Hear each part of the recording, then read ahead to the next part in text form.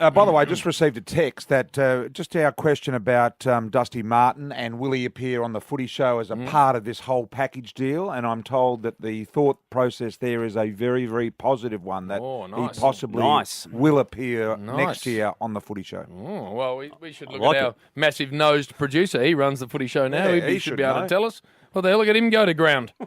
And it's hard for him to go to ground because he ends up with this sort of periscope piling up out of the ground. Now, tell us something you don't know is a nice thing we do here, Bristol, where we actually tell the people listening well before anyone's even aware of it what's happening in the AFL landscape. Yeah, we do. And look, I've just got a little treat for all of us here. Involves you, JB. No. But I am told that JB, you would have noticed, the four of us would have noticed that walking in the studio today, he's got a slight limp and he's been whinging and complaining about his gout that he's got over the last couple of weeks. And don't have gout. You know, it's nothing more than gout, but he's wanting to go to all sorts of sports docs and surgeons, and you know, it's got to be a sports injury. I'm a sportsman. I'm James Brayshaw, sort of things. But it's just gout. But I am led to believe that on his most recent visit in the Richmond medical area, up there on Richmond Hill, that where all the sports people go. Yeah, all the sports people go there, and Bridge Road Imaging, our man. JB walked in and thought, and they all thought, well, he's here to do some sort of journalistic story. But no, he was there for his own sports injury.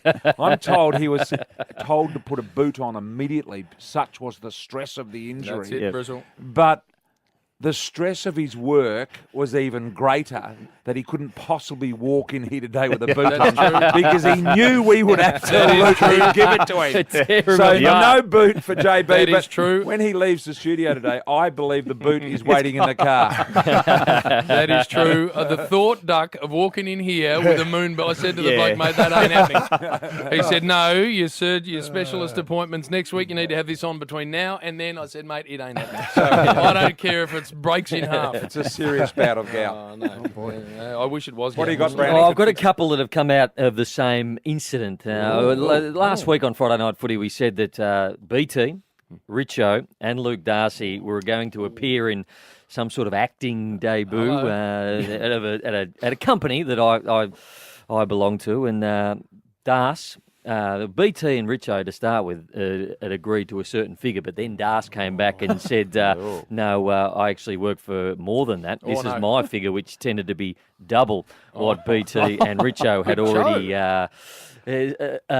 agreed to. And then the email came back saying after, we'll just decline, we'll just go forward with Brian and Richo. And then the email came back from a Channel 7 staffer about Luke Darcy, just to say that if it's okay, Luke's had a rethink and he's happy to go at the same rate as the other two. This is not his best week, Duke. Now, we know this part of it, but what we don't know is that I've seen the final cut, and there's an NRL and an AFL version.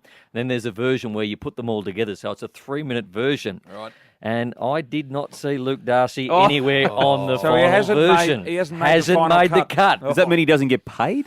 Well, I think have you been paid yet, Brian? Look, I have. Yeah, okay, well. But on that day, there was a suit left there, and I couldn't figure out whose it was. It was a Peter Jackson suit bag. Lightweight joke. And there was 3 of them. Obviously, those 2 other guys are fairly big boys, and obviously Brian's a large man sitting here looking at me. So I couldn't figure out, and I didn't know that suits went that large to start with, as I was trying to figure out whose suit bag it was.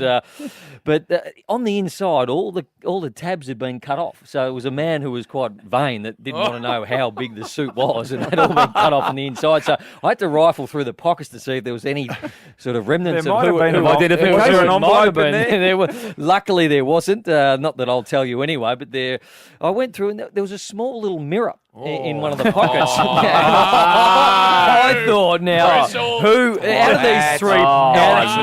how do these 3 people, who would have a mirror? And I went, Darcy, pretty vain. It could likely be him. Richo, just as vain. And I thought, Brian, well, all 3, and I'm no clearer on whose jacket this was now. So, but then I dug a little bit deeper, and there was this tiny little comb, like a little toothpick type comb. It had 2 spokes on it, and then I put that together with the mirror, and I could only ascertain that this was for a Moustacha.